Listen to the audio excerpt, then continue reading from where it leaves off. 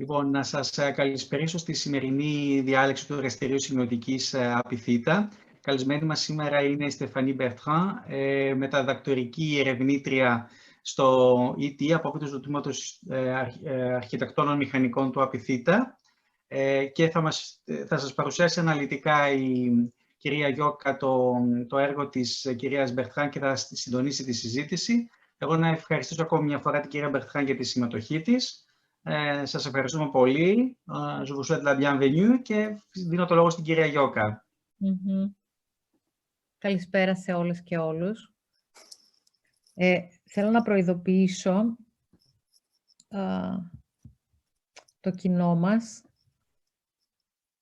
κάτι για το οποίο έχετε ήδη ενημερωθεί βέβαια, ότι η διάλεξη θα γίνει στην αγγλική γλώσσα, σε μια πολύ καλή, επεξεργασμένη, κατανοητή αγγλική γλώσσα, έτσι, που ευελπιστώ ότι όλες και όλοι καταλαβαίνετε.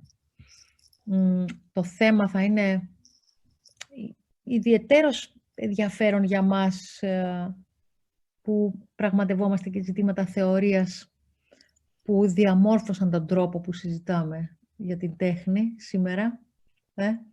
Γιατί η κυρία Μπερτράν συζητάει ακριβώς τους τρόπους χειρισμού του νοήματος μέσα σε εκθεσιακούς χώρους. Αυτό που παλιότερα θα ονομάζαμε επιμέλεια της τέχνης, έτσι.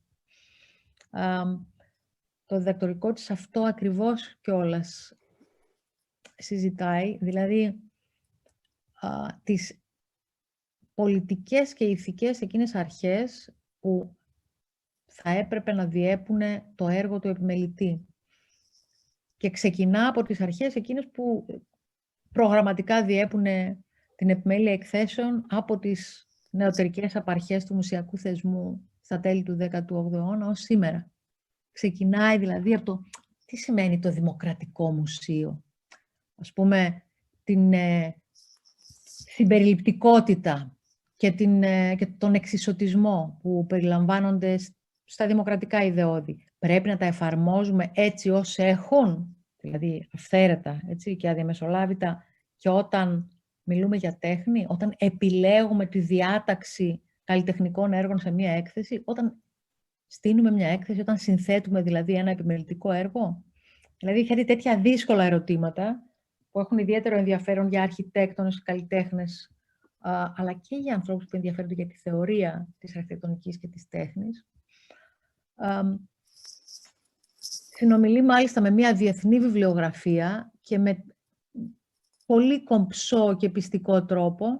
Το κείμενο του διδακτορικού της επεξεργασμένο θα βγει από τις εκδόσεις Routledge μέσα στο τρέχον έτος.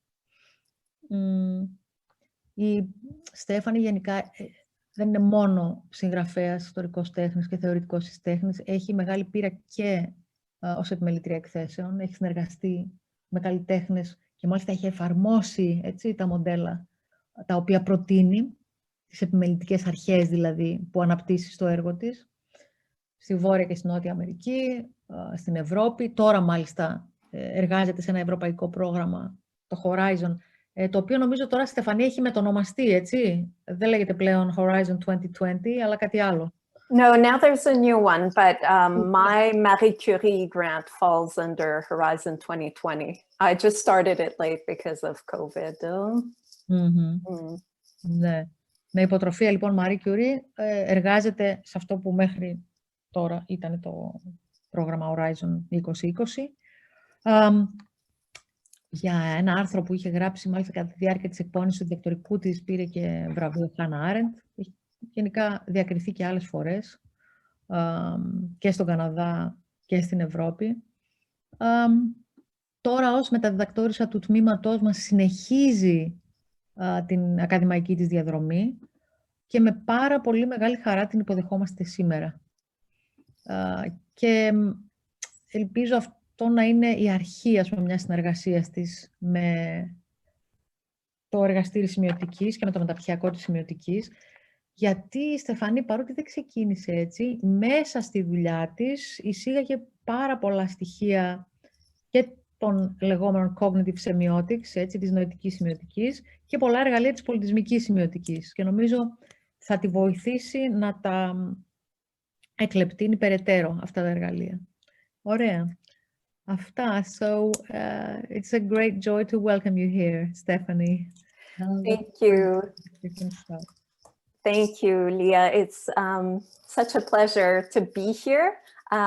For everyone, καταλαβαίνω τα ελληνικά, όχι τέλεια, αλλά αρκετά.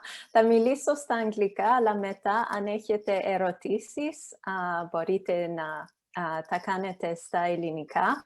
Μόνο, it's better if you don't use the chat while I'm talking. Yeah?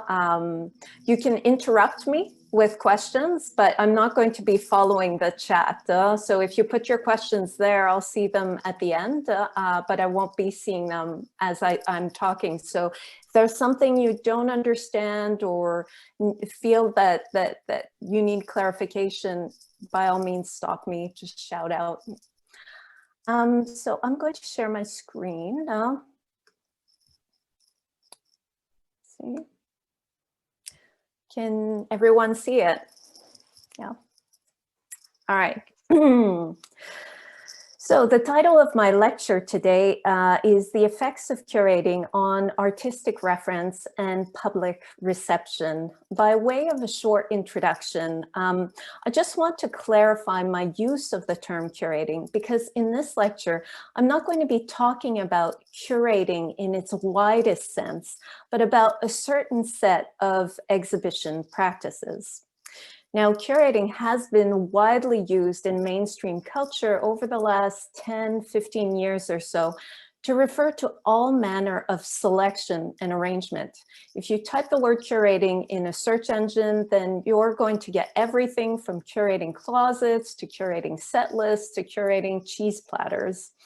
And while a number of curators and writers have complained about this expanded use of the term, other authors, well, how do I switch? Okay, there we go.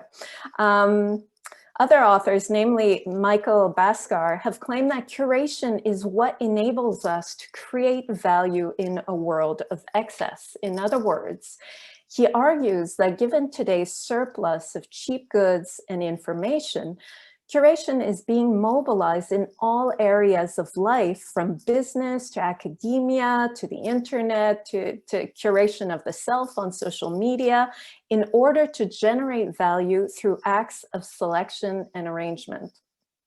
But in today's talk, I'm going to be focusing on a much narrower sense of the term curating. So curating as a practice of cultural mediation. Now, even in this narrower sense, curating refers to a multitude of different approaches and outputs. Our curators curate talks, they curate performance series, art fairs, educational programs, biennials, festival lineups, book projects. They also perform numerous functions, including writing, fundraising, commissioning new artworks, promotion and publicity, and so forth. Generally speaking, curators are cultural project managers. But again, my talk isn't going to survey all of the different practices and functions of our curators. My aim today is to concentrate on certain curatorial effects in the context of one specific output, the institutional group show. Now, what I mean by institutional group show is group exhibitions, as opposed to solo shows by one artist, presented within a cultural institution. And cultural institution can refer to anything from artist-run centers to commercial galleries to public museums, private foundations, biennials, etc. My choice to focus on institutional group shows isn't random. According to curator Paul O'Neill, who's probably one of the most vocal curators in the literature, over the past 30 years, the group exhibition has become the dominant mode of curating contemporary art. Now, I don't want to go into great detail into the history of curating, but for those of you not familiar with the practice, it's useful to have in mind that curating is fairly recent. The practice first emerges in the 1960s in an effort to challenge traditional museum displays, which were originally designed to hide any trace of subjective selection and arrangement in the presentation of artifacts, knowledges, and artworks. So really to conceal, to hide the hand of the curator. Traditional museum displays were intended to convey, to communicate to the public the neutral, objective, and eternal value of their collections. In response, the main mission of curatorial practice from the very beginning is transparency or demystification. The aim of curating is to reveal the subjective acts of selection and arrangements, as well as all of the display mechanisms, the devices that go into the presentation and legitimation of art. If curating first emerges in the 1960s, it really flourishes in the 1980s and 1990s. Now, during these decades, there's a curatorial boom. The practice undergoes an intense process of professionalization with the establishment of professional associations, the development of curatorial literature, which is somewhat distinct from museum studies, and the founding of curatorial graduate programs in major centers around the globe. During this period, exhibition making practice undergoes two major transformations at the level of content and at the level of form. First of all, there's a shift from a predominantly chronological to an ahistorical thematic organization principle that generates these novel constellations of artworks, these new groups of artworks that you never saw before. And secondly, there's a sudden explosion in experimentation with exhibition conditions, parameters, formats that give rise to these novel display configurations, these new kinds of structures to present artworks. Now, these shifts take place in a socio-historical context that's marked by a series of global events that deeply impact Western culture at the end of the 1980s, which we're all familiar with. And these include the reunification of Germany, the fragmentation of the Soviet Union, the rise of global trade agreements, the consolidation of trading blocs, and the transformation of China into a partially capitalist economy. But that's not all. These important developments in exhibition making practice are also precipitated by post-structuralist theory's declaration of the end of grand narratives that call into question the established art historical canon. So this is really the postmodern moment. During this period, the art world also becomes very rapidly globalized. And this globalization demands an entirely new curatorial approach to exhibition making capable of suddenly accounting for the unprecedented multiplicity of artistic practices from around the globe. This period also sees the rise of institutional critique, which challenges traditional formats, contexts, and approaches. Now, for those of you not familiar with institutional critique, it's essentially an artistic practice that involves systemically investigating and revealing the power structures at work in our institutions, which might be financial, colonial, gendered, etc. So what I want to do today, following this very brief introduction into curating, is to examine the two predominant exhibition practices that result from the transformations, the two transformations that I've just mentioned, and explore how these prevailing approaches affect the way in which the public receives and decodes artworks. So to recap, as I previously told you, in the 1980s and 90s, there are two major developments in exhibition making practice. First of all, there is a shift from a predominantly chronological exhibition narrative that's rooted in canonical art history to an ahistorical thematic organization principle that creates new assemblages of artworks from different styles, different epochs, different media. And secondly, there is this explosion in experimentation with exhibition parameters, conditions, formats that are really distinct from earlier avant-garde experiments that were, that focused on scenography and exhibition design, which I'll come back to a little bit later. And these experiments give rise to new kinds of structures, new ways of organizing and presenting artworks.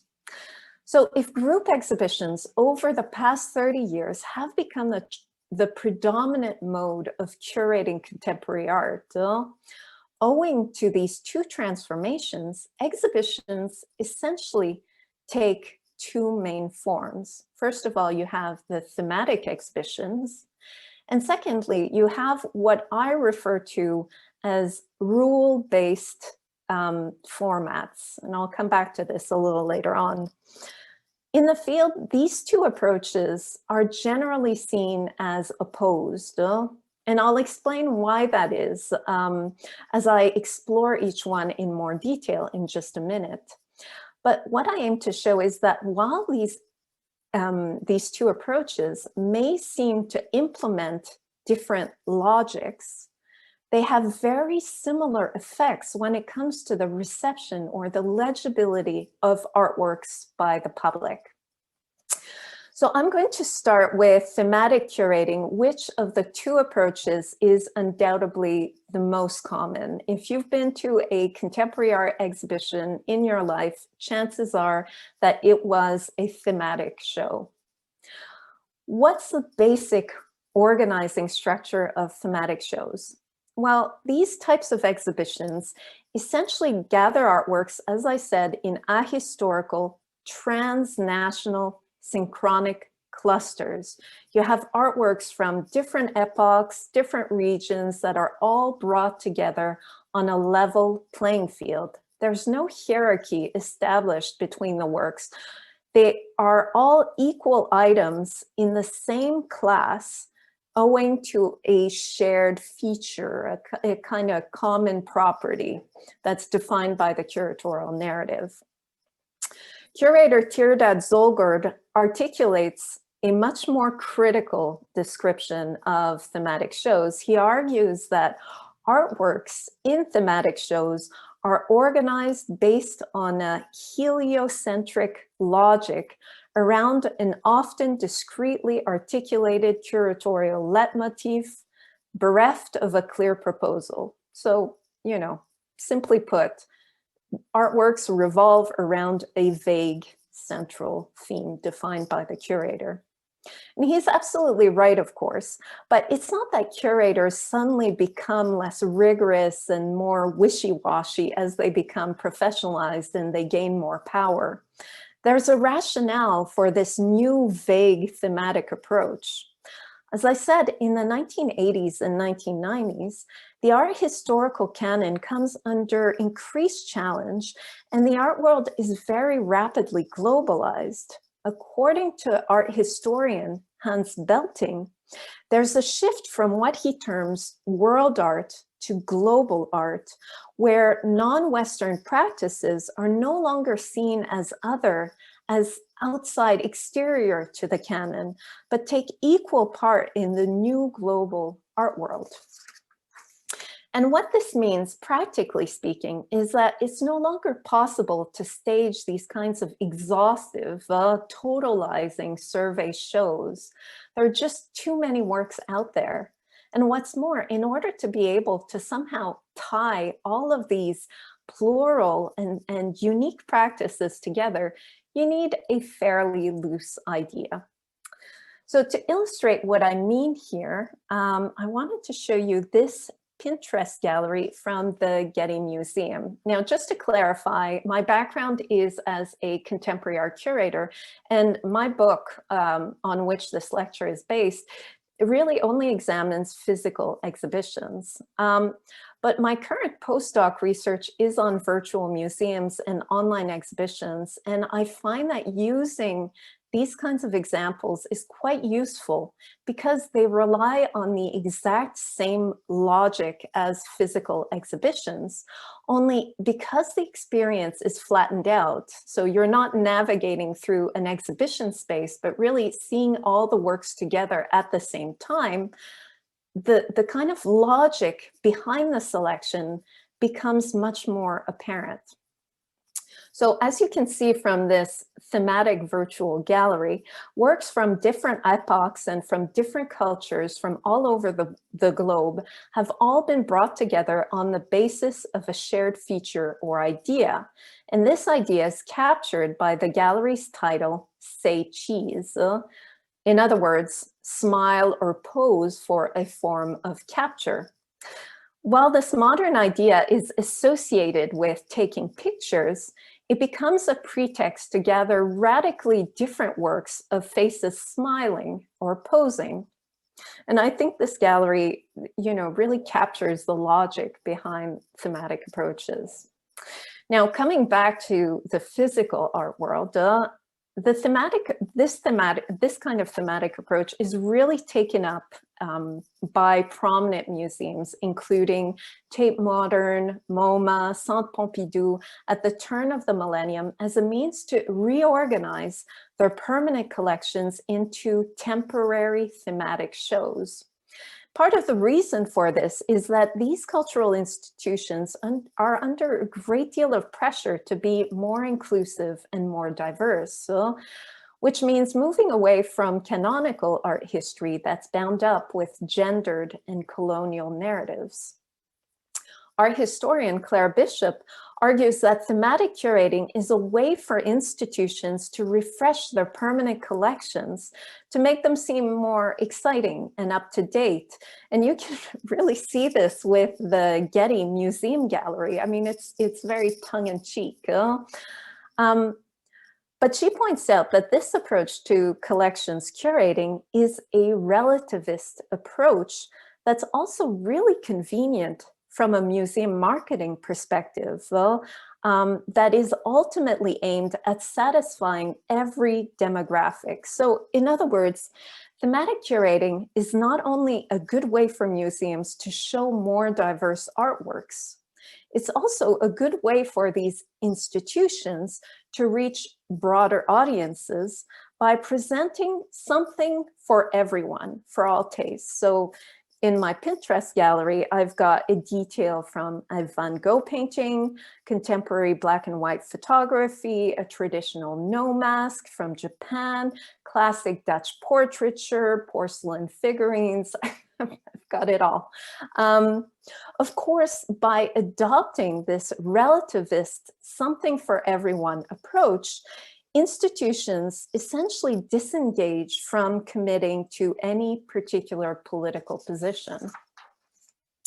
Now, while museums grapple to find contemporary ways of presenting their collections and re-articulate their mission as more inclusive gatekeepers of history and of culture, the biennial emerges as globalism's privileged format because it benefits from a much greater flexibility as a temporary event that isn't under the obligation to care for a fixed collection.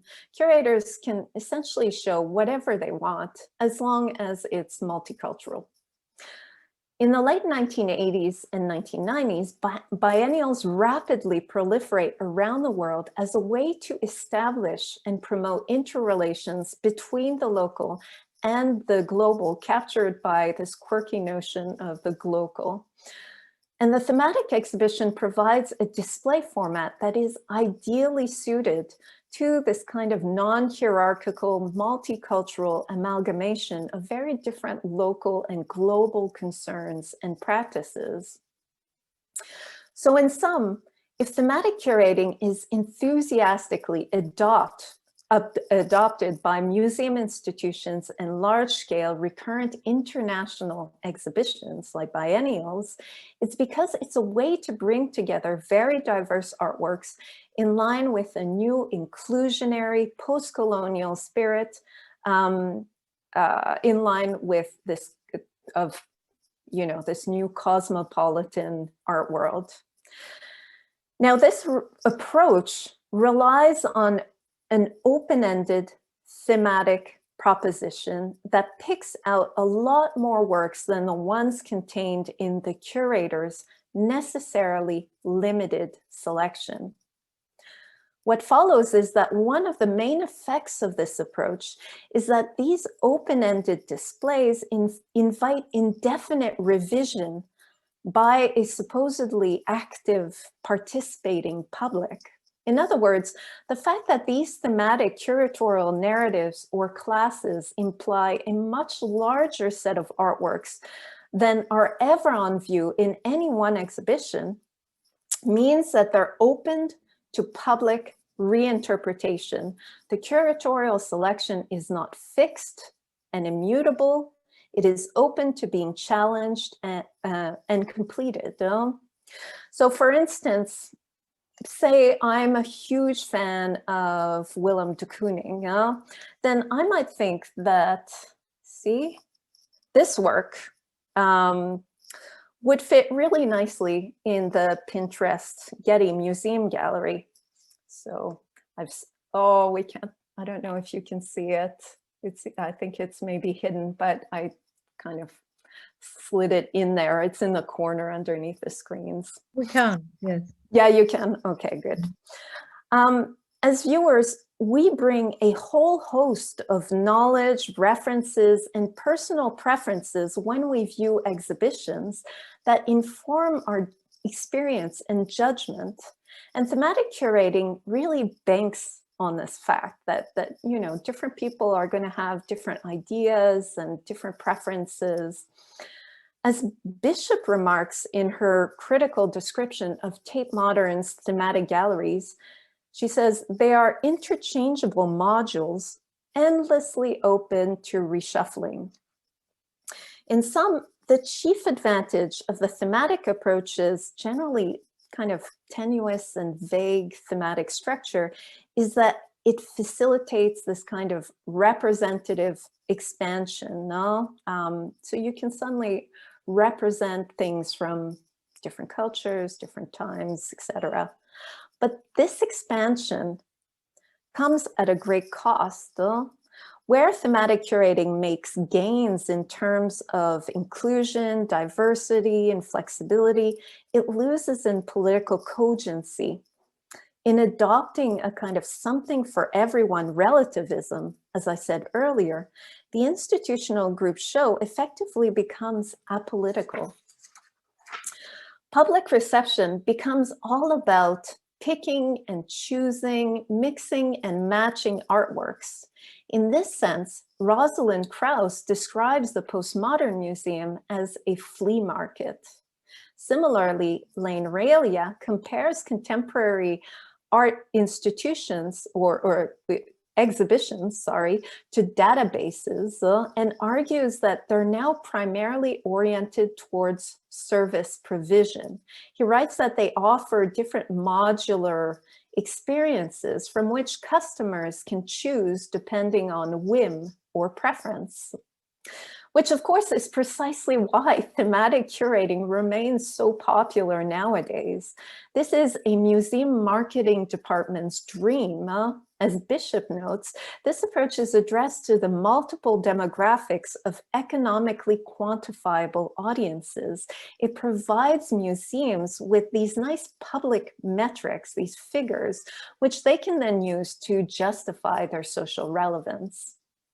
All right, now that you've gotten a sense of the logic behind thematic curating, I want to move on to the second predominant approach to contemporary exhibition practices, group exhibitions, that is, which I refer to as rule-based exhibition formats. Essentially, this approach involves inventing a new display format or structure based on a given set of parameters or conditions. I won't have time to go into the historical factors that drive the emergence of this approach, but I do want to clarify that it differs from a whole history of 20th century experimentation with display, with kind of exhibition displays and design. Here I'm referring to the innovative experiments with scenography and exhibition design that go all the way back to the avant-garde practices of exhibition makers like Alexander Dorner and Pontus Hulten, who commissioned artists to create novel exhibition designs, like, for instance, this one, which is Lisicki's abstract cabinet for the Landesmuseum Hanover, which, as you can see, was done in the late 20s and was commissioned by Alexander Dorner. And these novel exhibition designs are happening alongside a growing number of artistic installations that kind of take over, modify the gallery space, like Marcel Duchamp's famous Mile of String for the first papers of Surrealism exhibition in the early 40s.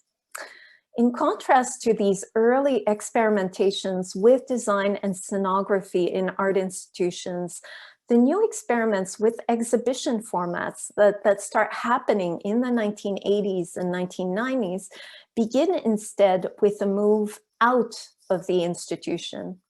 So, for instance, Jean Houet's Chambre d'Amis, an exhibition that was staged in 1986 in private apartments throughout Ghent. And this is one of the works that was shown, which is Daniel Duren's Le Décor et son double.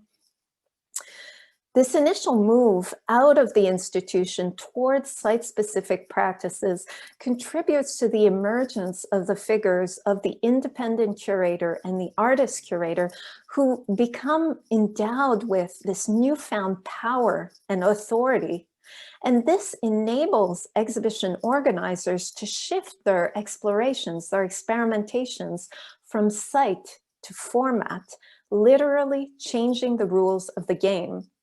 The result is an experimental rule-based approach that involves determining a set of rules or parameters, structuring the exhibition, kind of like the rules of a game, as opposed to a central theme. And this approach is seen as a way to depersonalize the act of selection through a systemic approach. Although in reality, personal selection still very much plays a role in the artists that are chosen. And this is still a tendency that we observe today among young curators and students who tend to create self-reflexive projects that rework exhibition structures and formats. Now, the curator best known for embracing this approach is Hans Ulrich Obrest, who also happens to be the most famous curator in the world. He first became known as an independent curator during the 1990s, and right now he's the curator of the Serpentine Gallery in London. Some of his most famous projects are quintessential rule-based exhibition events, among them Do It, the Marathon series, and Il Tempo del Postino, which was co-curated with artist Philippe Parreno. These three famous projects all frame artworks and knowledge using a set of predetermined rules.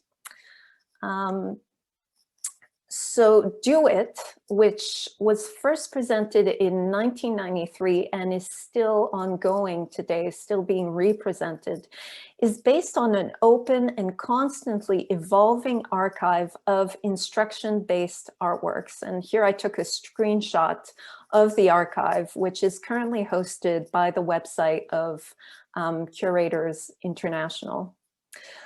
The rules of this project are very simple. Every time the project is shown, the host venue, so the museum, undertakes to present a minimum of 15 artworks of the institution's choosing from the archive and oversee the execution of these instruction-based works by local audiences.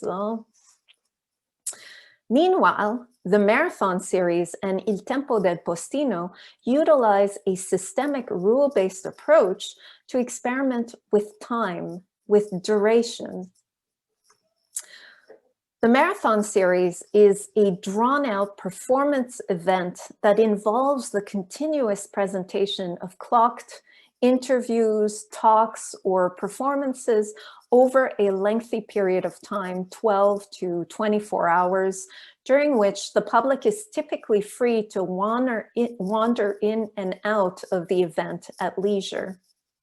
Likewise, Il Tempo del Postino allots each of the 15 participating artists a time slot of a maximum of 15 minutes instead of a specific gallery wall or space to present a newly produced artwork in any medium other than video, live on stage in front of a live audience. So, these projects have all been presented numerous times. Part of the beauty of this kind of rule-based approach is that it can easily be adapted and represented owing to its kind of flexible rule structure.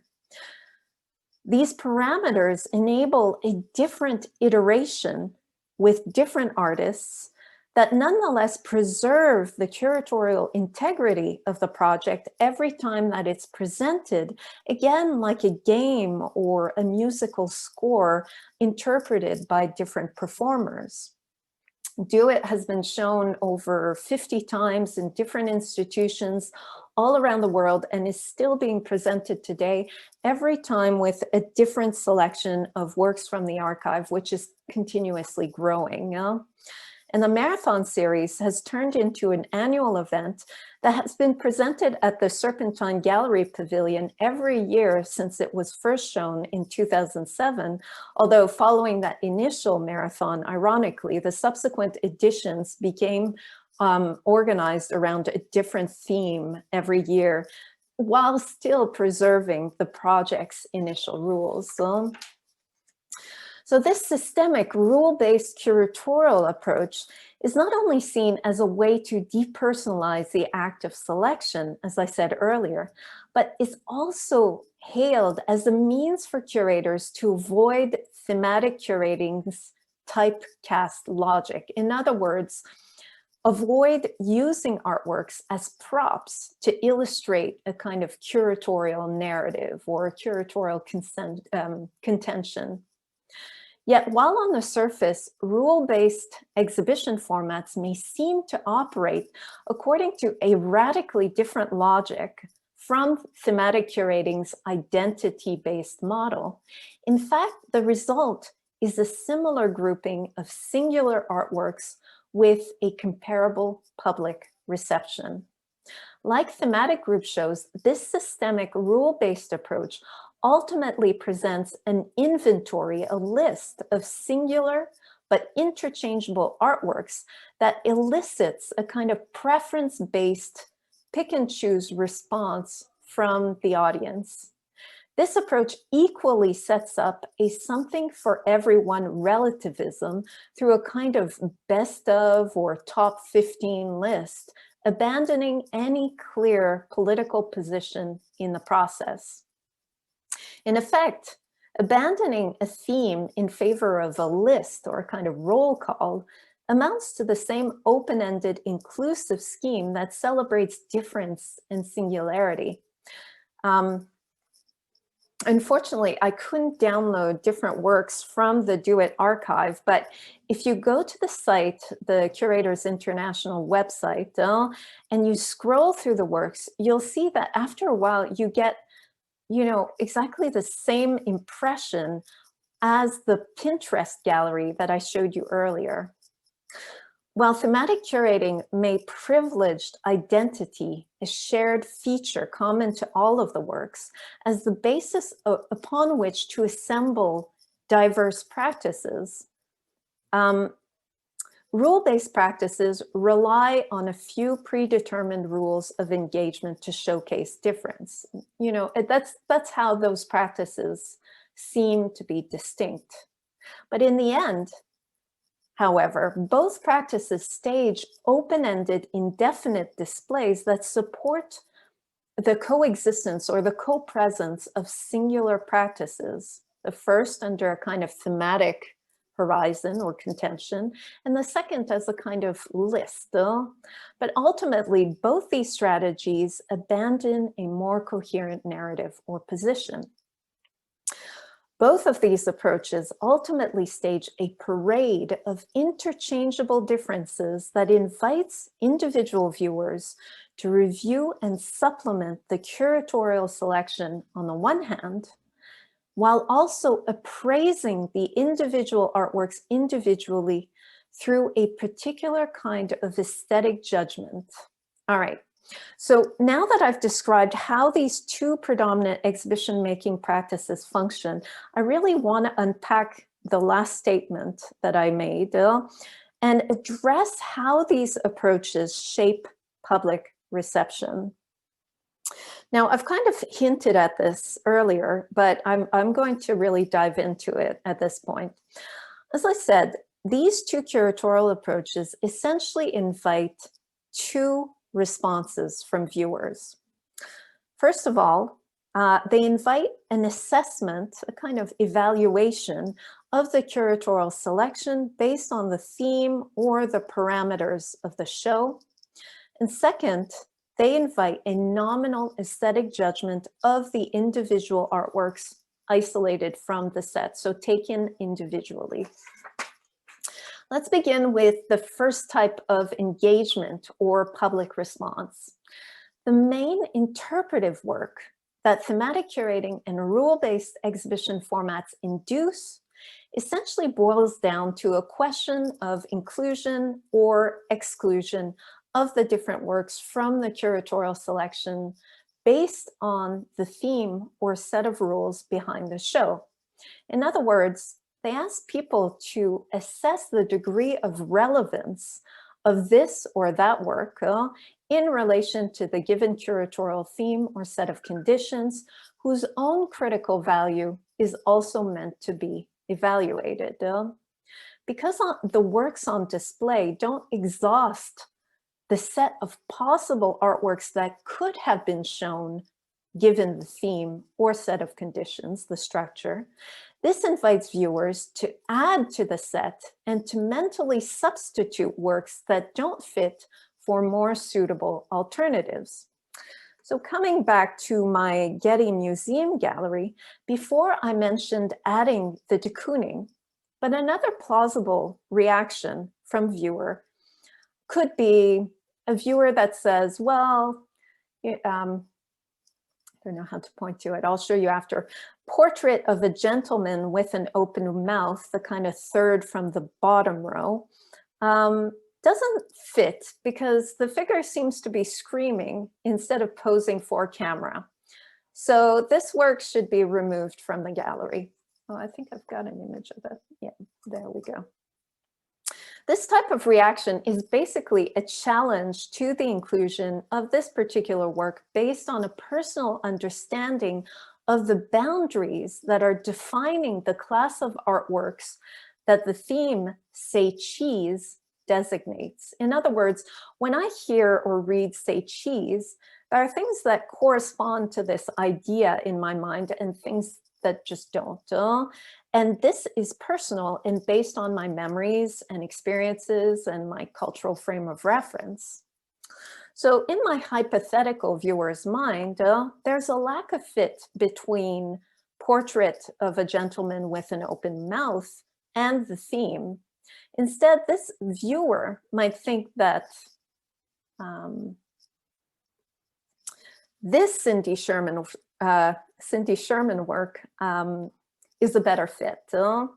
So here I've inserted it instead of my portrait of a man with an open mouth. In sum, this first type of response that thematic exhibitions call for is an evaluation of the selection on display with the aim of coming up with a more complete or adequately representative set. Kind of like the children's logic game of finding the odd one out and imagining what could take its place.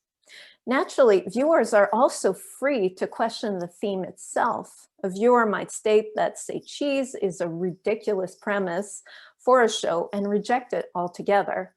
But I don't want to dwell on this reaction because it's not informative of how these types of formats actually affect the reading of artworks. Now, the same goes for rule-based exhibition formats. A viewer might question Obrest's decision to invite Olafur Eliassen to produce this work that you see, Echo House, for Il Tempo del Postino, because he or she thinks that it's a terrible work, and that Orlan, for instance, would have realized a much more interesting 15-minute piece for a live presentation on stage based on this viewer's knowledge of the artist's work. Of course, this type of assessment demands considerable expert knowledge of contemporary art practices on a global scale. And to be fair, a sizable portion of the art-going public does consist of this expert audience, artists, curators, gallerists, collectors. Then again, it's no wonder that members of the general non-specialist public to whom these curatorial practices are equally very much addressed, regularly complain that they're unable to decipher or understand the contemporary art on display. Of course, there's no explaining going on. The individual works are just there as token examples. At the same time, this kind of common public reaction from non-specialist audiences is also quite puzzling if you think about it, because contemporary artists and viewers take part in the same material culture. They share the same references, which should facilitate rather than obscure their understanding of the works. Non-expert audiences may not be able to perform the type of critical assessment that I've just described, switching artworks. But they should still technically be more than able to access, to read the works. In fact, this is what curators generally believe, with some going so far as to claiming that exhibition organizers should let artworks speak for themselves. And this idea very much informs thematic and rule-based approaches. So how can we reconcile the fact that non-specialist viewers feel like they don't understand the meaning of the works with the fact that thematic and rule-based exhibitions are supposed to be universally inclusive and provide something for everyone?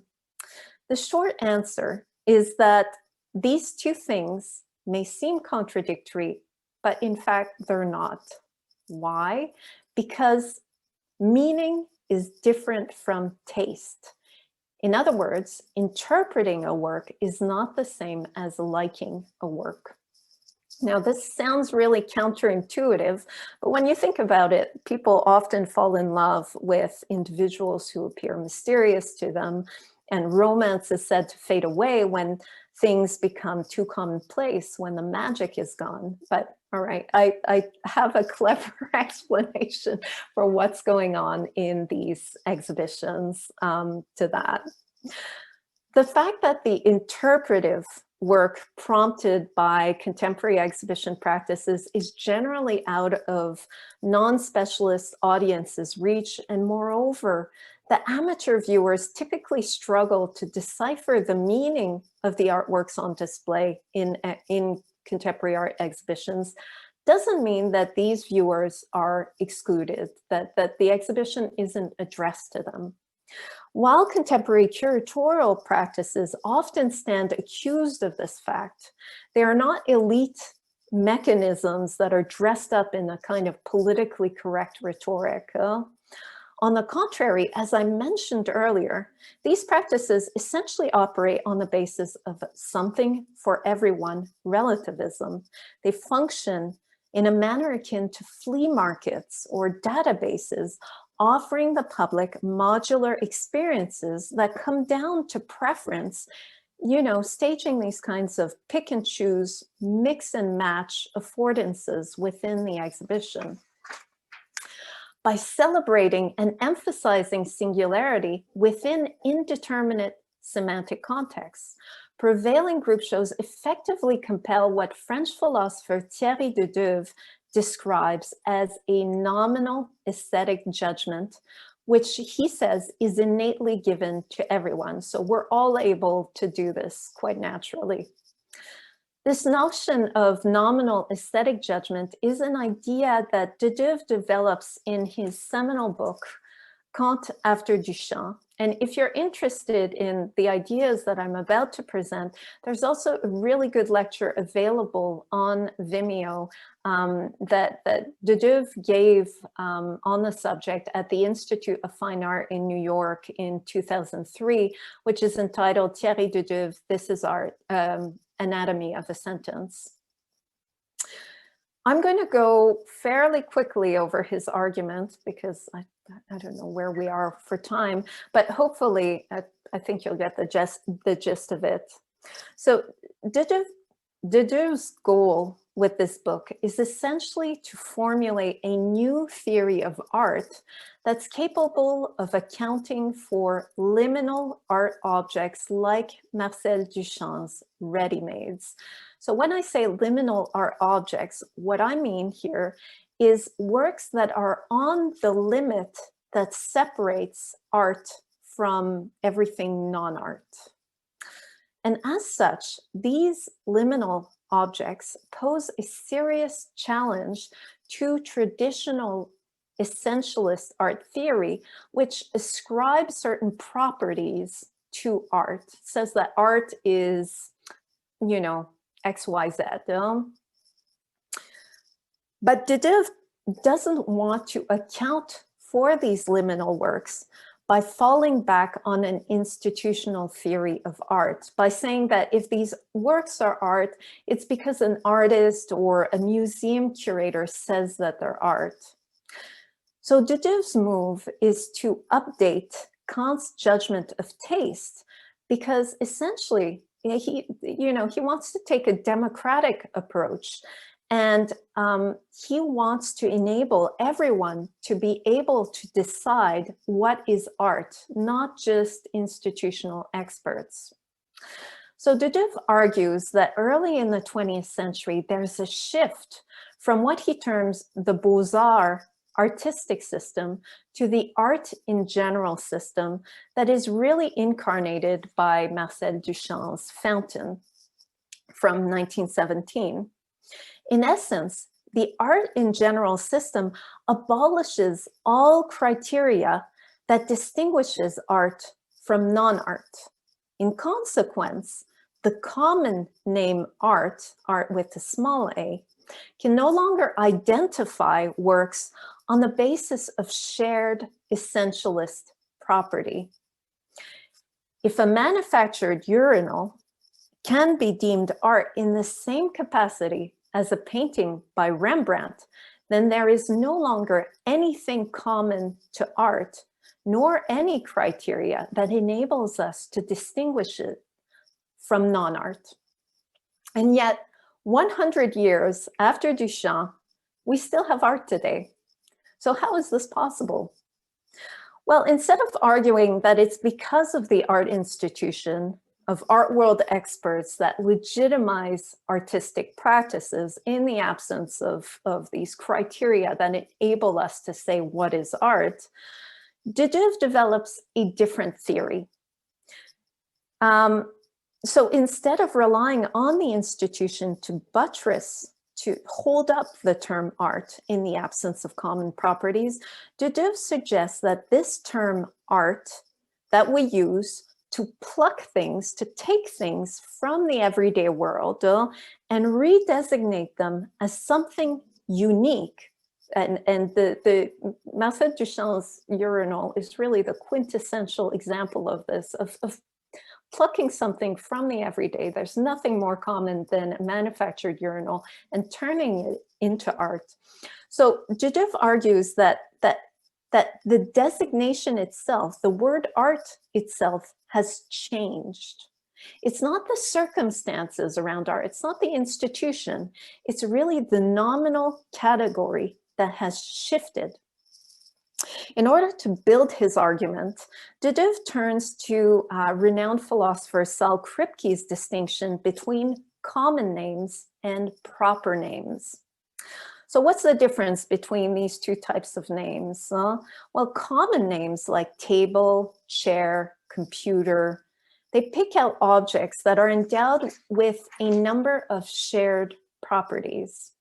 In contrast, proper names like Maria, Yorgos, Stephanie simply designate without describing. Proper names are not used to convey, to communicate certain descriptive attributes. They are given through a baptism, a christening, so as to enable others to intelligibly refer to a unique person in his or her absence. So there's nothing common to all of the people who bear the name Maria or Yorgos, other than the fact that through a rite or a formal procedure of baptism, their legal guardians, their parents, gave them that name. Based on Kripke's work, Duduv argues that after the passage from the Beaux-Arts system to the system of art in general, the word art stops functioning as a common name and starts to behave like a proper name. So art with a capital A. It no longer picks out works that exhibit shared properties that we associate with the common name art with a small a.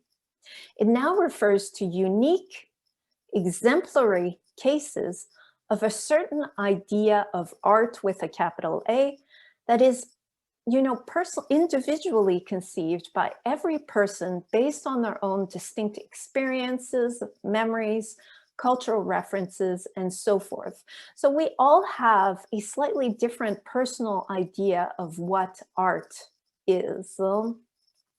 It follows that when presented with singular artworks, so potential candidates to the name art, individual viewers no longer emit a Kantian judgment of taste that determines that the already established artwork is beautiful or sublime. That's Kant's judgment of taste. Instead, they're compelled to formulate a nominal aesthetic judgment. This is art, or this isn't art, based on their own subjective feeling. According to Duduv, this judgment is a baptism that happens every time a person encounters a work for the first time. This judgment that viewers are compelled to make before an artwork does not concern the work's meaning, its content, but instead it's a reference, which is art with a capital A, the idea of art. Otherwise put, viewers judge whether or not a work exemplifies, corresponds to the idea of art based on their feeling. By christening a work with the proper name art, by pronouncing the judgment, this is art, viewers express nothing about the meaning of the work. As Duduv clearly states, in calling this thing art, you're not giving out its meaning. You are relating it to everything else you call art. So we all have this like personal galleries in our heads of what we've called art. And every time we've encountered a piece, we've compared it to this personal gallery and said, well, is this art too? And either we've added it or we've rejected it. So the word art in the sentence, this is art, is used in the same way as proper names are used according to Saul Kripke, that is, to fix reference and not to convey meaning. And this is precisely how the general public generally responds in front of artworks that draws their attention in a contemporary art exhibition. Ah, this is amazing. I love it. This is exactly what I'm talking about. This is art. Or this isn't art. It's crap. My 6-year-old could have painted it. So when curators stage thematic or rule-based exhibitions, they're essentially presenting the public with a multiplicity of artworks or potential candidates to the name art. In other words, a diversity of practices which they will apprehend through nominal aesthetic judgments on an individual basis. When presented with such a multitude of different artworks, as you know, in the same way as when you walk around a flea market or you scroll through a database, non-specialist viewers will inevitably be drawn to certain artworks over others, in front of which they'll be compelled to deliver the nominal aesthetic judgment, this is art, or this isn't art. For as Dedeuve writes, it's compulsive. You have to emit this judgment.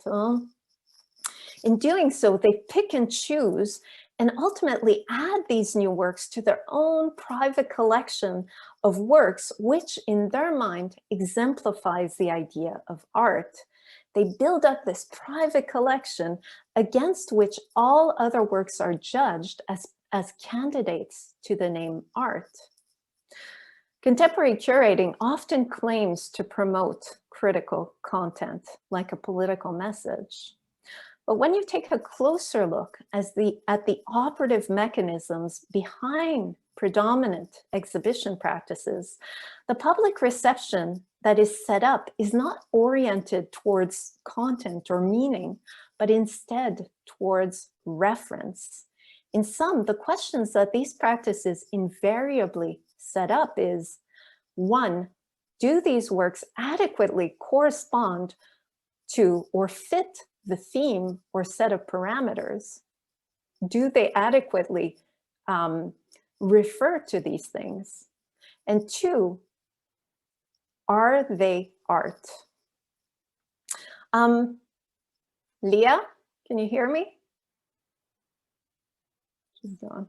Yes, I'm right here. Okay, I don't know how we are for time. I haven't been keeping track. Don't you worry at all. I have about another 10 minutes, or I can stop here. It depends on how people are feeling. Yeah? I think it's essential that you continue. Okay. Don't worry. All right, so I want to give you a sense of why these two exhibition formats promote reference over content, and therefore, you know, really compel the type of public responses that I've just described by turning to notions and principles drawn from analytical philosophy. It would be quite long to present the full arguments that I developed in the book. I'm going to give you the kind of Coles notes, the abbreviated version. So how do thematic shows and rule-based formats effectively contextualize artworks? Well, my claim is that for the most part, although there are exceptions, these approaches generally operate through a mode of predication. In other words, they construct a certain expression that specifies every single work on display by means of a predicate type structure. This is the kind of heliocentric logic that Zolgard was being so critical of at the beginning of my talk.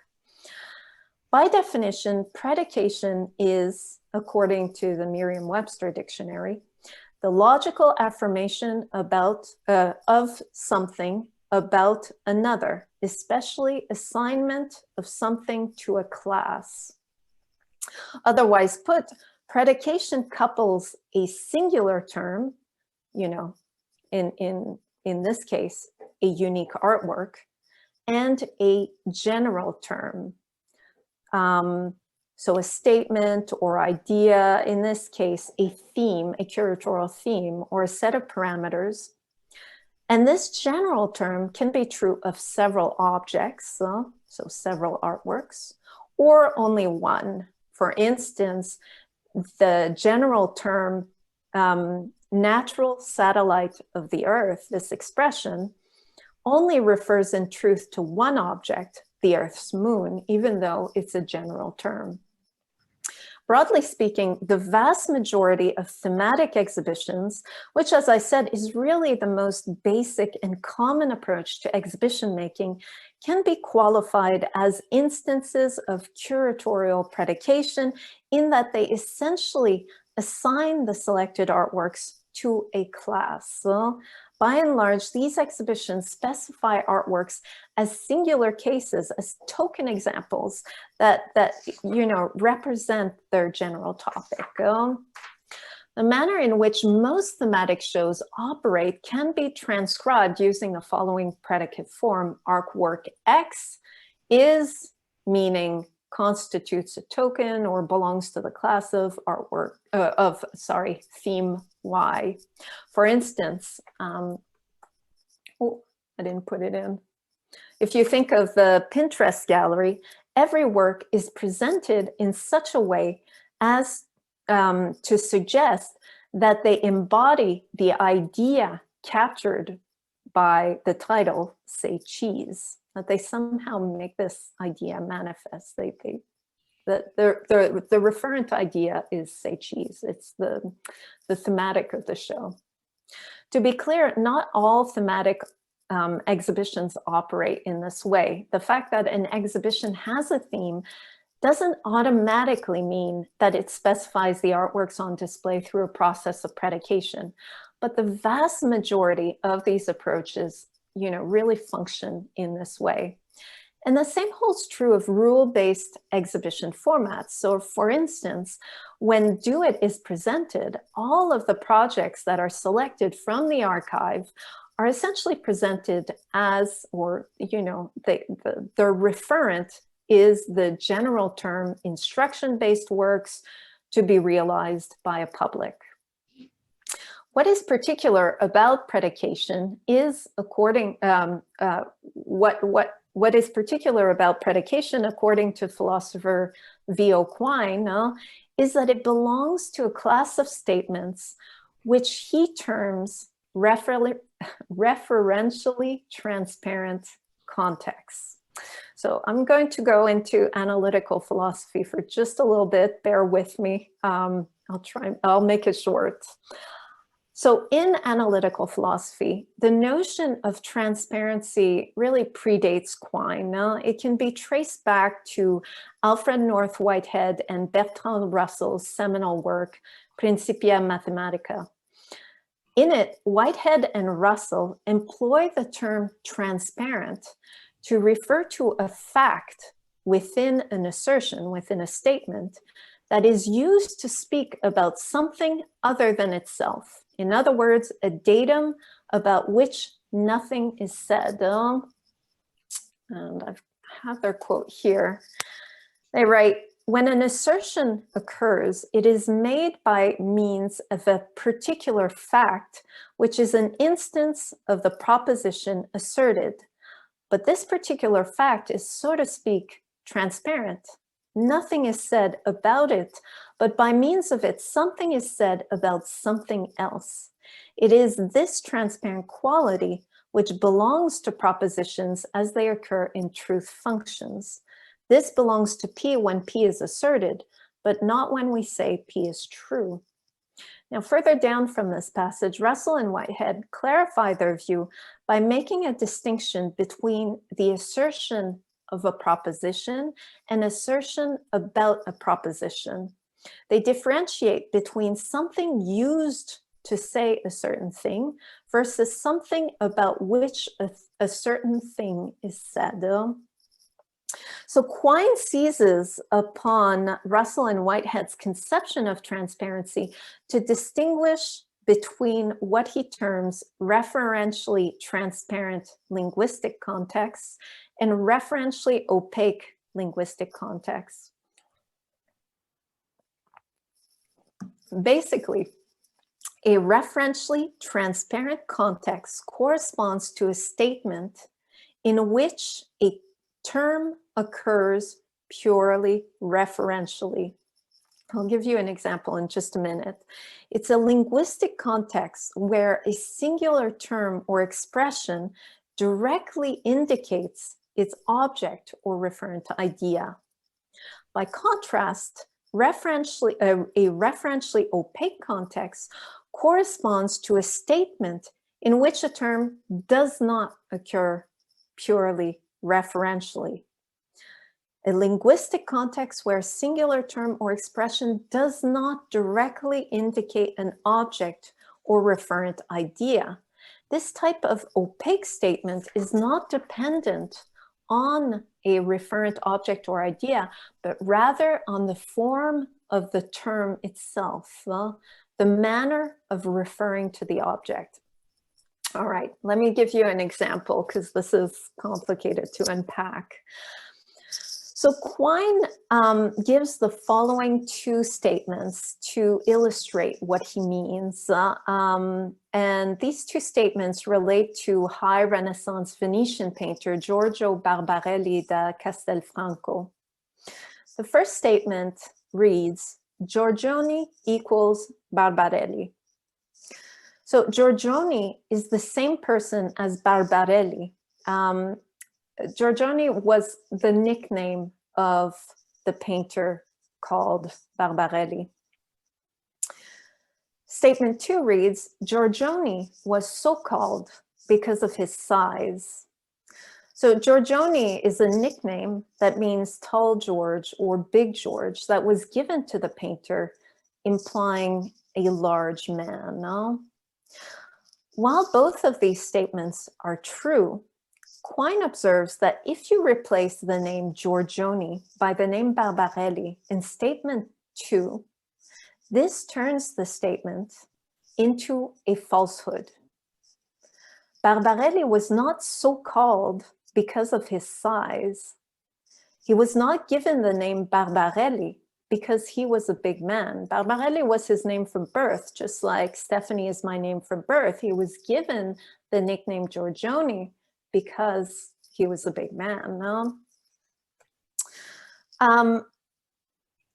So what this example demonstrates is that the name Giorgioni is not used purely referentially in statement 2 to designate the individual otherwise known as Barbarelli, and therefore statement 2 is a referentially opaque context.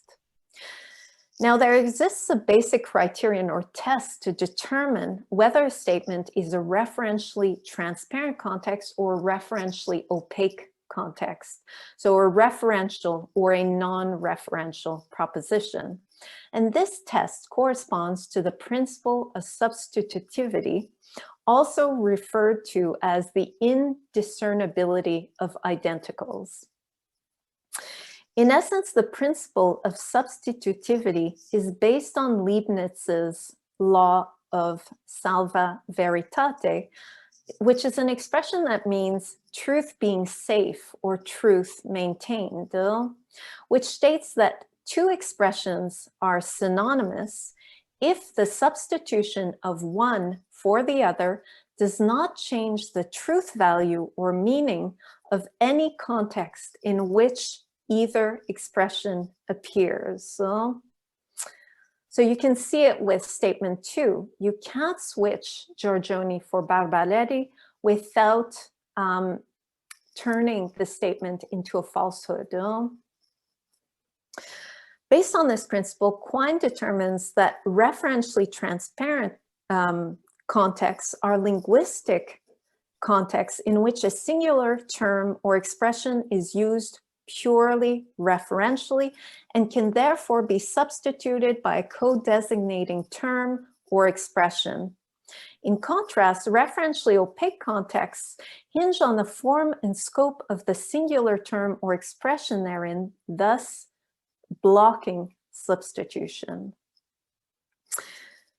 So if we come back to Quine's example, statement 2, as I said, doesn't allow for the substitution of Giorgione for Barbarelli, even though both of these names refer to the same person. As follows, the statement is a referentially opaque context because the adjective so-called couples the general term to the name itself, to Giorgione, as opposed to the name's referent. In other words, the person to whom the names Barbarelli and Giorgione refer. So maybe you've guessed where I'm kind of going with this. Did I? Yes, I brought it. Okay, if I come back to the Pinterest gallery, the reason why this type of exhibition context invites viewers to evaluate the selection in relation to the theme is because it is a referentially transparent context, which means that it allows for the substitution of all the singular artworks that it contains for other co-designating works. All the works here, the referent idea is say cheese. And so if I find another work that also can refer to this idea, then I can just switch one work for another without any problem. And this is what enables viewers to question the inclusion or exclusion of particular works on the basis of how well it refers to the curatorial theme, you know, given their personal understanding of this theme, and propose more suitable alternatives like the de Kooning or the Cindy Sherman. But the other particularity of referentially opaque contexts, as Russell and Whitehead clearly affirm, is the lack of specification of the singular term. As you'll recall from the quote that I showed earlier, I can put it back up. It says, nothing, as you'll recall from the quote that I showed earlier, nothing is said about the singular term, but by means of it, something is said about something else. So coming back to my gallery.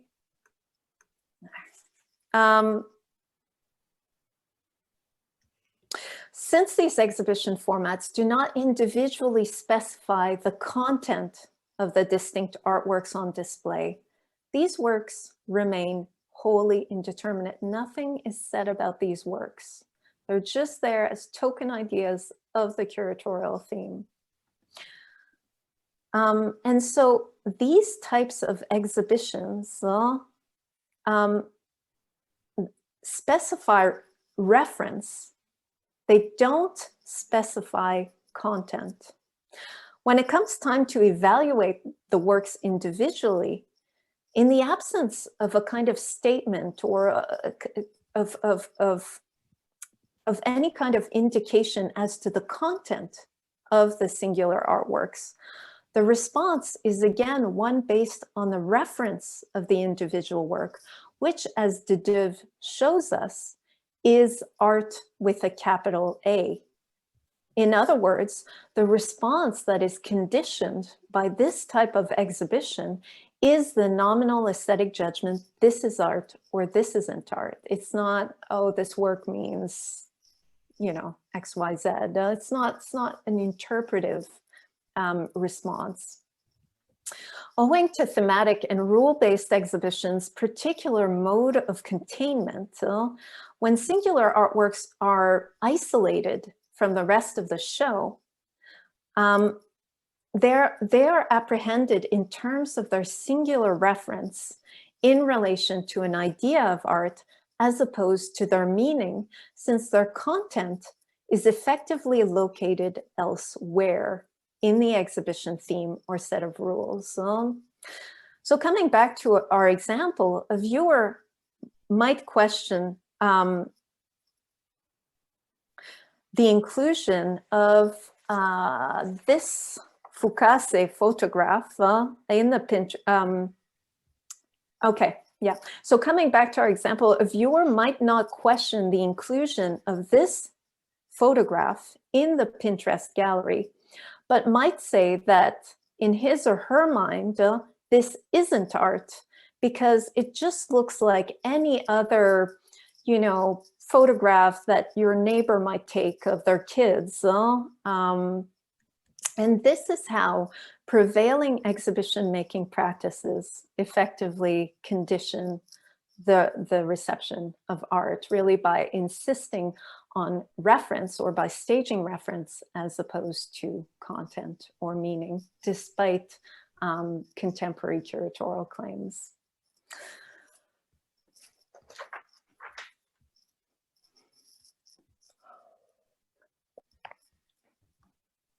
Done.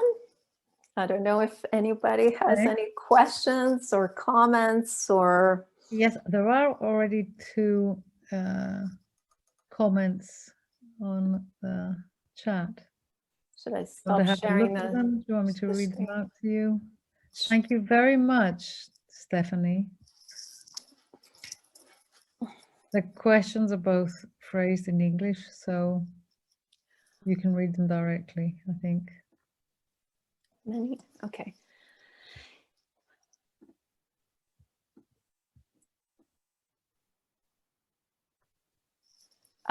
So the first question by Poppy is about art being provocative in nature. Absolutely. Yes. There is, what's his name? Pascal Gillen. There is a sociologist who deals a lot with art, and he talks about contemporary art being a dismeasure. So there's a kind of constant measure in the art world of what constitutes art, and art is constantly shifting or challenging that measure. So you know that I think up until recently, somewhere in Switzerland, they had this like 1 meter bar, and this was the measure, this was the standard against which you know, every other meter was compared to make sure that it was the right size. And that's Gillen's argument, that art is constantly changing that meter and shifting it. I mean, for me, the big provocation was Marcel Duchamp. Once you had the urinal 100 years ago, I would say that you know, nothing is that provocative anymore in terms of challenging the status quo, because everything can be art nowadays. Of course, you know, artists are also making yeah, political statements, but that was less the focus of my talk. It was more how different shows might affect your reading of these provocations depending on how it's presented. I don't know if that answers your question, Poppy. I can't see you. Do you want to add anything else? No? All right, well, the other question. Maybe she cannot hear us, or I don't know. I don't know. Mm-hmm. The other question is by Yokasti. Should I read it? A curator is part of a specific cultural system which has its own ideological hues. Constructing a narrative according to the curator's own personal sense of art enables cognition by members of specific cultural systems. Thus, curating is inevitably a political act or not. There is a contention in contemporary art, at least, that there is a kind of, maybe not universality to contemporary art, but maybe a kind of cosmopolitanism where, You know, you can have the same artworks presented in South Africa, and then the next day you'll have them again in a biennial in China, and then afterwards they'll be shown at MoMA, and that even though these are really different cultural contexts, that somehow it's contemporary art and we all understand this language because we're a global village, and we all share these references, which I think is true to some extent and false to some extent. And in my mind, as I think I stressed throughout my talk, I think viewers definitely bring with them their own memories, their own cultural baggage when they read shows. And I think as a way to sidestep having to alienate everyone and make sure they're really inclusive, then these shows just are so, yeah, have this logic of something for everyone. So, you know, maybe you come from the Middle East, but you'll find something that you like. And maybe you're from New York and you'll find something that you'll like too.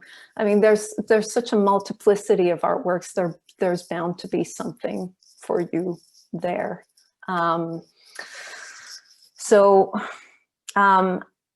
I think curating likes to think of itself as a very political practice, but I would argue that nowadays the kind of formats that are being put forward are really depoliticized.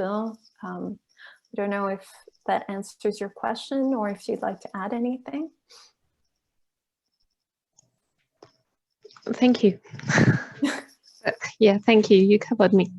Okay, great. So Ellen Papp wrote, isn't it considered a success if people think on why a particular artwork inspired the artist, its meaning, and what it may reflect, despite contradicting the thematic parameter, because art is meant to provoke and help us think differently? As I'm doing this new postdoctoral research that I'm doing, but really coming out of the kind of material or the kind of research that I presented today out of my book, I realized the extent to which there is a kind of tradition in art where we tend to view artworks individually. I mean, we think that, I mean, there's a whole idealist tradition that goes back to antiquity about artworks revealing themselves. I mean, you can think of Plato, and this runs through, and curators, you know, have this idea that people are going to, that each artwork is going to speak its own different language and make an impression. I'm actually interested in the meaning that gets created between the artworks, less than the works themselves. I think because early on, I was originally trained as an artist, and I kept thinking, you know, I was doing these abstract paintings and I kept thinking, oh, is this meaningful? If I do this, is this meaningful? And it was making me completely crazy. And I was going to art shows and I would see a work that I think is fantastic. And then it would be represented in another show. And I thought, there's nothing, doesn't speak to me, doesn't do anything for me. And I realized the extent to which context is going to change how you know, a reading of a work. And, you know, by then I could decipher these works. I mean, I was an expert. I was trained in art history. I was an artist. I understand what these works were doing. And still the context interfered so much. And I started paying attention a lot more to the kind of meanings that happen in between the works. So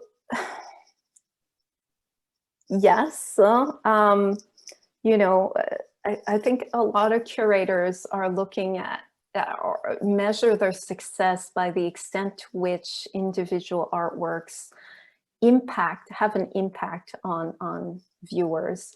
But then is the impact of, wow, I love this, it just speaks to me, or is the impact, okay, this message stands for a very particular, or this group of works, because I think it happens between the works more than through one individual works.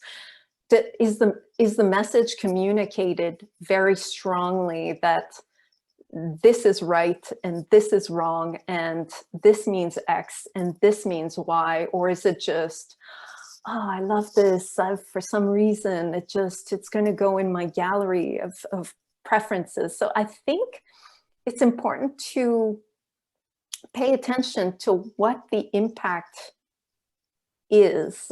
And I'm looking for artworks I'm looking for, or I think that, I mean, the fundamental role of culture in my mind is to define what are society's values. And that means creating a hierarchy of values and meanings. What's important, what's not important, what's right, what's wrong. And I don't mean this in a kind of ethical way, like art should be, you know, like so politically correct. I'm not saying it in that way. But yeah, I mean, sometimes I go into gallery and artwork, I'll just love it and it inspires me, and that's great. But I'm interested in art also doing other things. I think especially today in the context that we're in this kind of post-truth moment where institutions, people are losing their trust in institutions and meanings become very, very slippery, and everybody decides for themselves what things mean based on their own interests. And I think that art can play a role in that, in defining, actually, in securing meanings and in securing values for the rest of society. What do you think of that, about that, Ellen? Is that? Well, you pretty much answered kinda the question, because there isn't exactly an answer to give, but I think that no message also may provoke finally a message. I don't know, maybe this is what the artist wants to show, wants to get us thinking. So that's something to think about. I don't know, I still haven't figured it out. So this lecture helps a lot. Yeah. In this process of thinking. Yes, absolutely. So thank you for that. Yes. Great, great. I'm happy. You know, my worry is just like with a Pinterest gallery, like if you look at the, I don't know, the Van Gogh or any one of those works, like, does it really deliver the message that the artist was trying to deliver in that context? I don't know. It's just like a smiley face in the context of a, you know, cheeky say cheese. So that's where, like, I mean, my arguments are really contentious, because I say that, you know, artworks, all, you know, curators have a huge role to play in determining the meaning of artworks. And this is very, very provocative. Like, artists don't want curators having a role to play in you know, determining meaning, the meaning of their artworks. But at the same time, I feel like this is me being at the service of the work, that just letting artworks speak for themselves in these kind of non-specific thematic galleries and this really kind of vague groupings isn't doing the work any service. Like, it's not necessarily communicating what the artist had in mind, or that's how I see it. And that's what makes art fun, I think, that it's in a constant evolution. So I'm thinking about all these things you just said, and I think it's something we will never answer, honestly. It's so fluid. Thank you. You're welcome. Can I ask you something? Yes. Yes, I don't know if I remember well, but you said in the beginning of your lecture that a curator that is interested in a thematic exhibition, this exhibition must be intercultural. There is, I'm not sure about that, but I think that I remember something like that. Intraculturality isn't among his interests. Yeah, I mean, yeah, there is pressure. This really comes out of the pressure to be inclusive and diverse nowadays. So if you're curating a show around, I don't know, the Anthropocene, no? Which is a kind of trendy subject in the art world, then you're going to try and get, there's a kind of unspoken pressure on curators to try and get different points of view. So, you know, you're going to get someone from Africa and someone from China and someone from wherever. You want to have these different perspectives. And there's this idea that all of these different perspectives are going to be added up and give you a full picture of the Anthropocene. No, that's the kind of general understanding that we have with thematic shows. I don't think that that's what's actually going on. No, I think that's what curators believe. But when I walk in these shows, I just have a clever text written by a curator about the Anthropocene and how, you know, we're doing these huge damage to the environment. And then I'll have a sculpture made out of plastic bags that were fished out of the sea. And then I'll have a series of drawings of animals going extinct and they all refer to this idea, but they don't, for me, they don't articulate this kind of worldview. It just becomes like, example A, example B, example C, example D. They don't articulate a complex point of view. Now, at some point, I did say that that's not all thematic shows. I've seen thematic shows where the selection is so well curated and so well thought out that there's a series of complex relationships between the artworks that articulate very strongly a position in relation to the Anthropocene. No? But you know, a series of animals going extinct and a series of like a sculpture of plastic bags, like this is the type of show that I see all the time. And it just doesn't support that kind of political message. I know it's hard because I'm an expert and I've been to a lot of these shows. And so I can pick out the differences between them.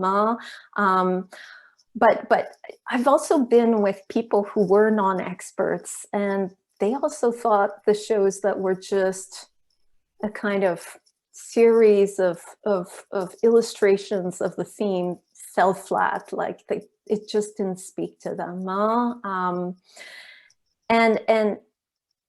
And right now we don't have kind of any criteria in the art world to distinguish between these different shows. When you read exhibition reviews, it's just like, so I went to this show on the theme of the Anthropocene, and there was work A that speaks about blah, blah, blah, and work B that speaks about blah, blah, blah. But work C didn't really correspond to the theme because it speaks about blah, blah, blah. But even in the kind of reviews that we have, there isn't a kind of political position saying, okay, because this related to that and this related to that, then it was very clear that this is articulating this position. No? And I was trying with my book to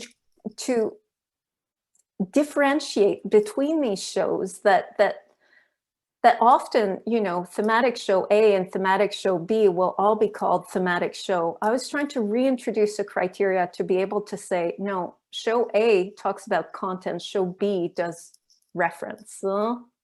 It just points to a theme using a lot of different examples that you're just going to then evaluate based on your own kind of aesthetic feeling about things. Does that answer your question? Yes, yes, I understand that you have to recognize the sign in order to find the pattern. Yes, thank you very much. There's a further question in the chat section. Seems to me that, as a matter of fact, the vast majority of artistic reception that the average person does in their everyday life is applied much more to mass media art, popular music, popular cinema, social media, photography, advertising, than to the sorts of art that institutions, museums, exhibitions deal with. What are your thoughts on this discrepancy? And all thoughts appreciated. Yeah, I definitely think popular culture has a way bigger impact on people than art shows. I'm kind of hoping secretly that that changes with virtual museums. And that's part of why I'm invested in them. Even though a lot of people in my field don't want to hear anything about digital technologies because they associate them with cyber capitalism. And of course, there are absolutely entangled with cyber capitalism.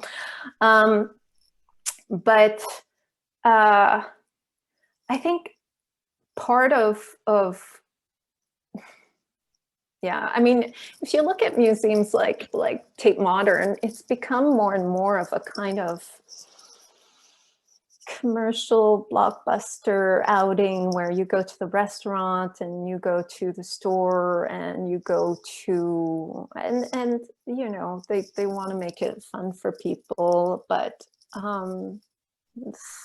like it or not, I mean, even though art shows are supposed to be for everyone, I think, I don't know, maybe there's been just too many bad art shows. I think that's I think that's the problem, or bad curators. And once you see one bad show, you never want to go again because it's such a schlep to go to the museum.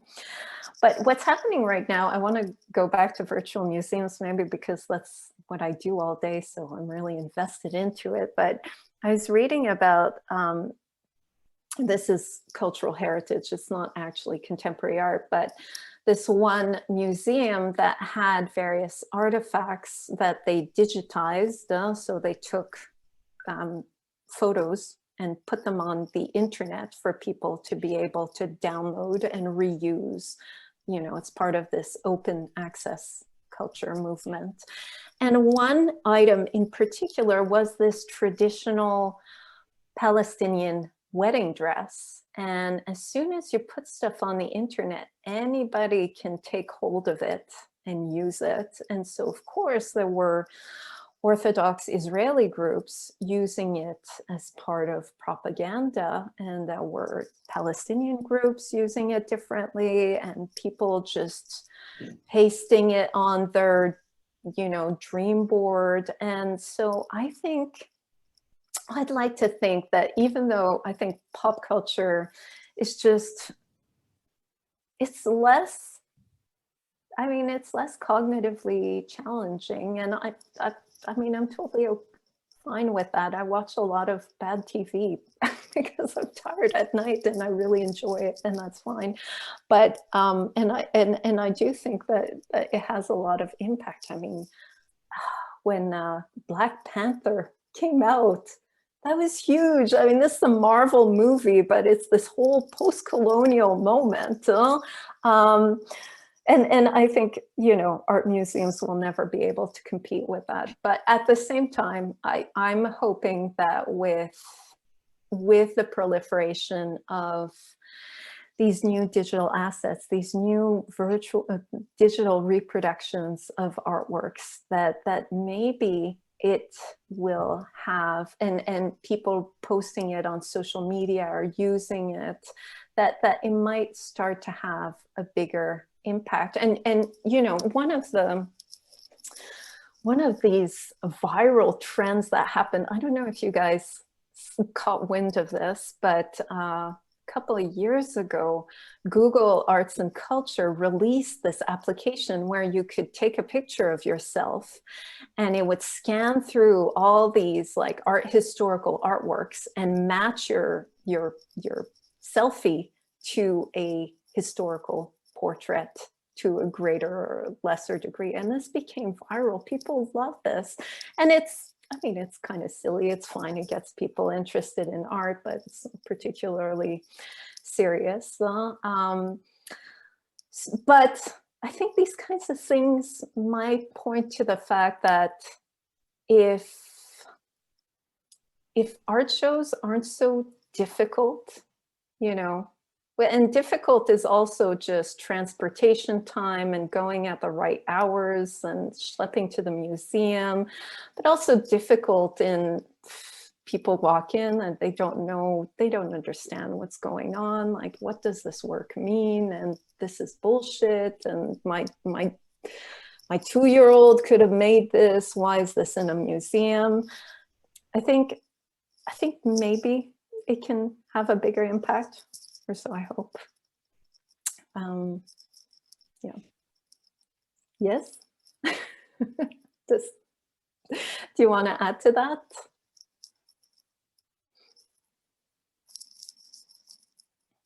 Ακούτε? Denise? No, they probably don't. Okay. So they're covered. No. Okay. She or he says, thank you for the response. Okay. Okay, anyone else?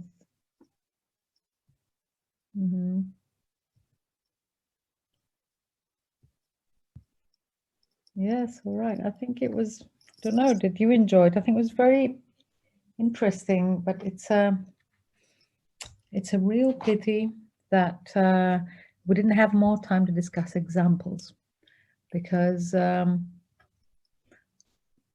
for instance, would really like to ask you whether you think there is an escape from this logic of predication, or I would call it proclamation of an object as artistic once it is inaugurated by the institution. And I would ask you that because I think there is no escape, actually, because this is the condition of the art museum, you know, since it was conceived as an institution that transforms the object. It gives it this inner power to narrate. It gives it a biography. It positions it within a taxonomy, and it activates a dispositive around it, right? So this is what the museum, this is what modern representation as a logic, what it does to objects anyway. And I think a very pertinent reading of this is the Semantic Square, the very famous one by James Clifford, that talks about how cultural objects and art objects and all other kinds of objects can change value and meaning. And he uses the two terms interchangeably. So for him, reference and meaning are not really that different, you know, as parts of capitalist value. And he says that this is what anthropology and modern art have in common. But this is also what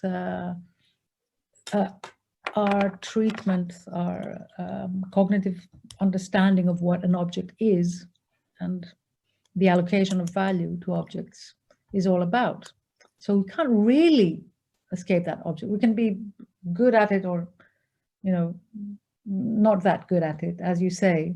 So it's about making these connections, this predication or this proclamation, let's say, more interesting or more relevant or more complicated, more complex, more refined. But we cannot really escape it entirely, if you know what I mean. Yeah. So after Duchamp, we can't do it. It's not because of Duchamp, because he understood what this condition is. Yeah. Right.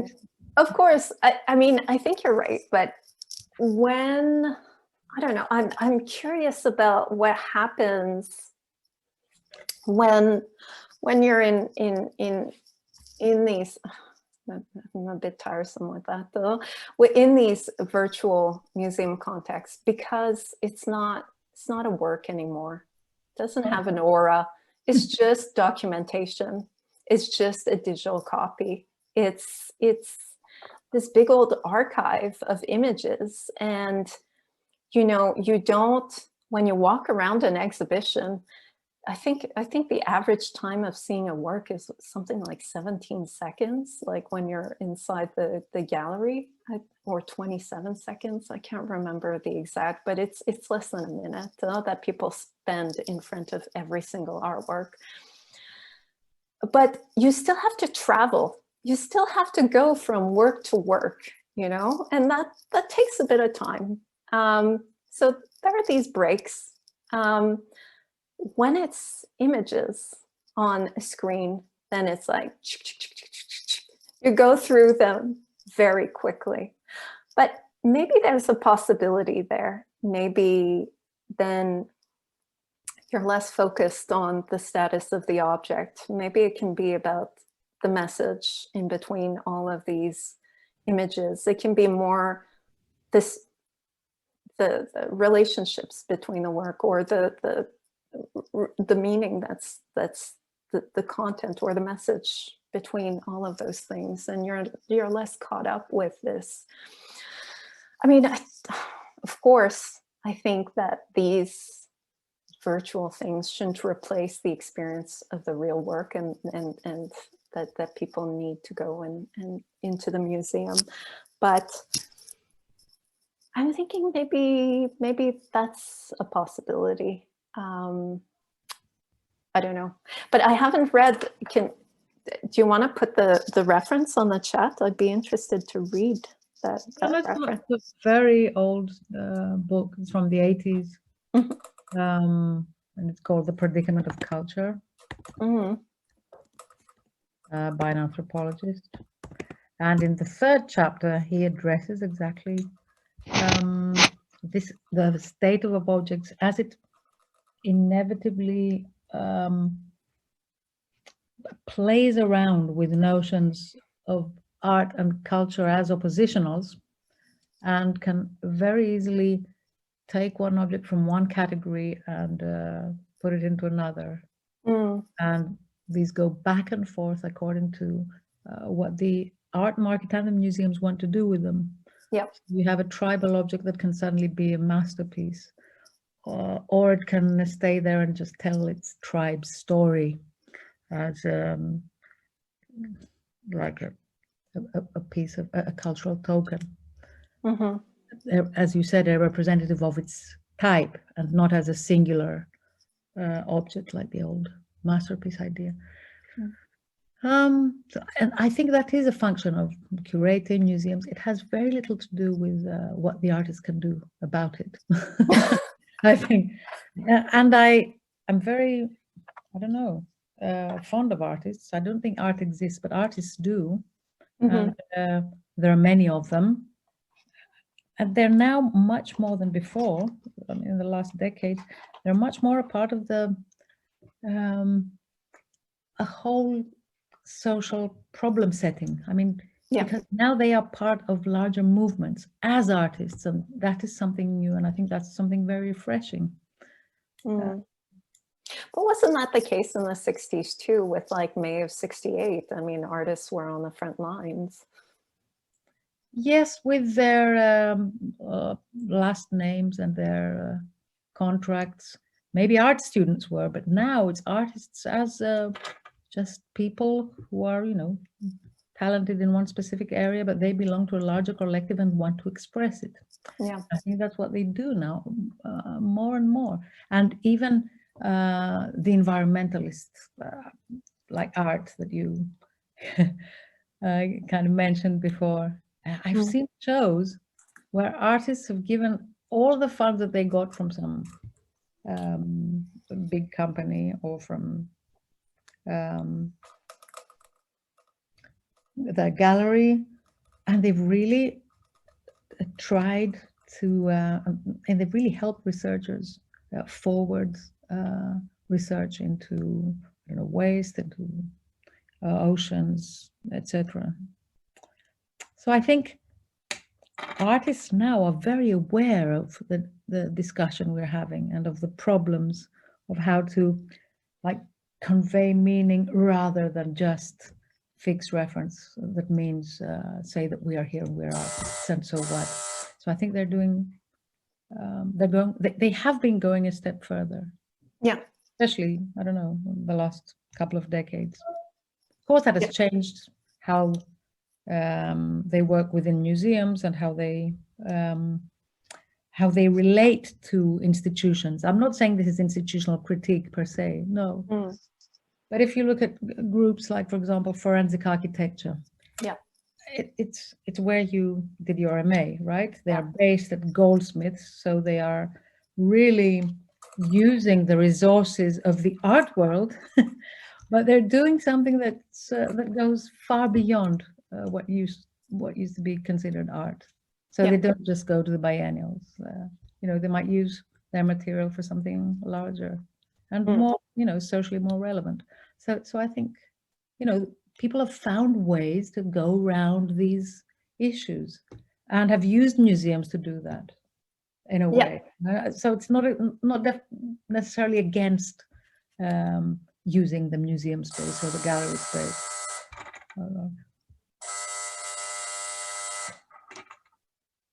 Sorry, that's my my door. I don't know.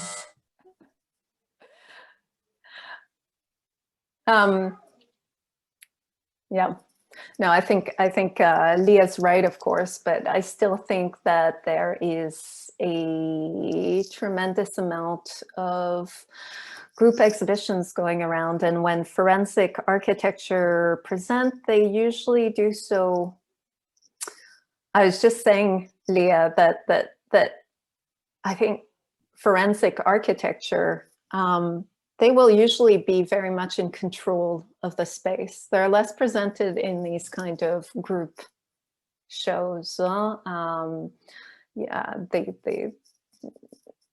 be a lot more involved in the curating and in deciding how their work gets presented in a very rigorous manner, and that's why their work manages to retain, I think.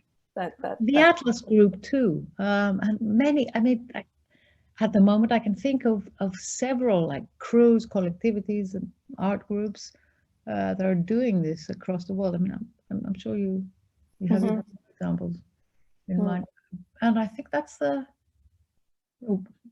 way to go, really. And it doesn't annul the museum, because the museum has much less the role of the cultural intimidator that it used to have, right? So, unfortunately, now you actually have to create value rather than claim it. Right? So.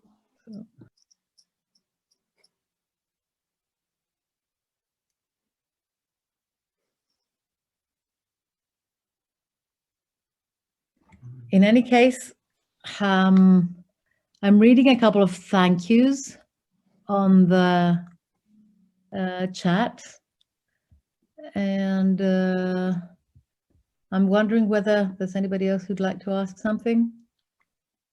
Yes?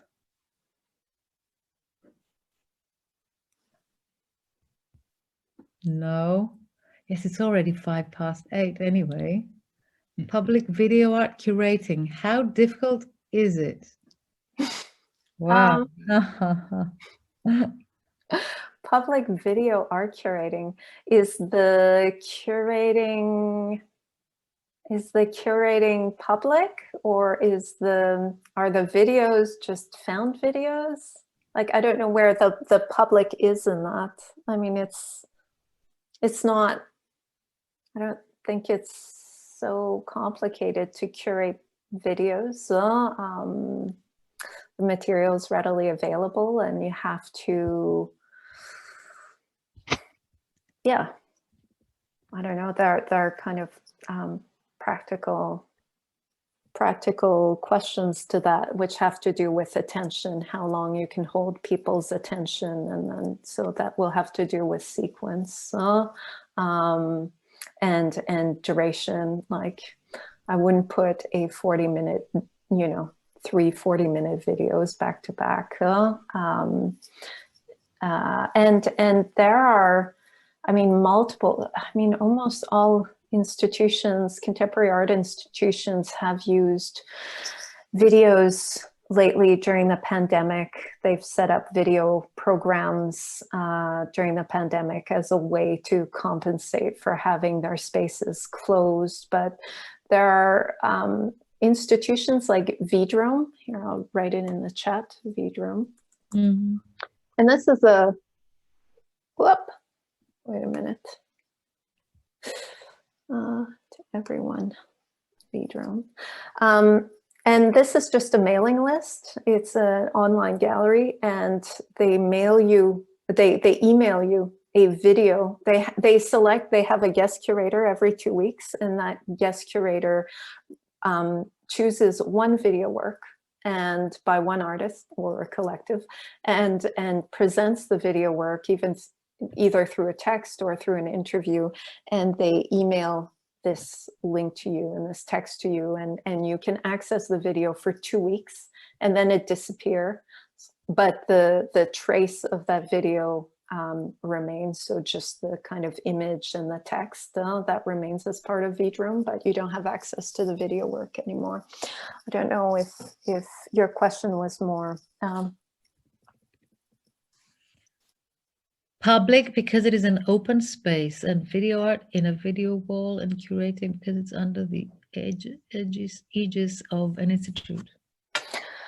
Well, there have been a lot of, who was it? I think it was Big Vanderpool, this collective, Dutch collective, that did a really nice work for the Istanbul Biennial a few biennials back, where they would find blank walls like throughout the city, just these large blank walls when you have like buildings that don't have windows, and they projected on these walls and created these like mini theaters, temporary theaters throughout the city. I mean, there's a history of projects like that, of people showing out in public. Usually you have to, I don't know, you have to be a lot more conscious for sure of the type of material that you're showing. You have to have a kind of sensibility. Like, I wouldn't necessarily go out and show the most provocative nudity, sex, violence video out in the public space. I don't know. I think it, for sure, whenever you're doing something in the public space, you need a good awareness of what communities you're presenting to, who's involved, who lives around there, what are the conditions, and you know, preferably get some of those people involved, like knock on doors and ask them, you know, is this something you're interested in, or can I set up here? Or yeah, it's for sure, it's different than, I think, than curating in an institution where people cross the threshold. But I mean, part of why I bring up examples like Vidrome is that increasingly you have content reaching audiences inside their space. And it's still I mean, artists, curators were all, I mean, artists like to think they're outside the institution. I I think we're all part of the art institution. So wherever you go, there is a kind of institutionality to what you're doing, but it's definitely different if you meet people in their spaces or if they're crossing the threshold. There are different considerations involved. How difficult is it curating something like that? I mean, to me, it's not that difficult in the sense that it reminds me just of, you know, people in the 80s taking out their boombox and setting up in the street and having like a breakdance party. I mean, you take your projector and then you go out on the street and you do it and you advertise it on social media. I mean, I don't think the difficulty is maybe is technical so much. I think today you can buy these like very cheap projectors and set them up everywhere you want. I mean, I think maybe the challenge in thinking curatorially would be thinking, what's your audience and what's this environment like and who am I speaking to and how does this content somehow relate to them? So yeah, I do it. Does that answer your question, Poppy?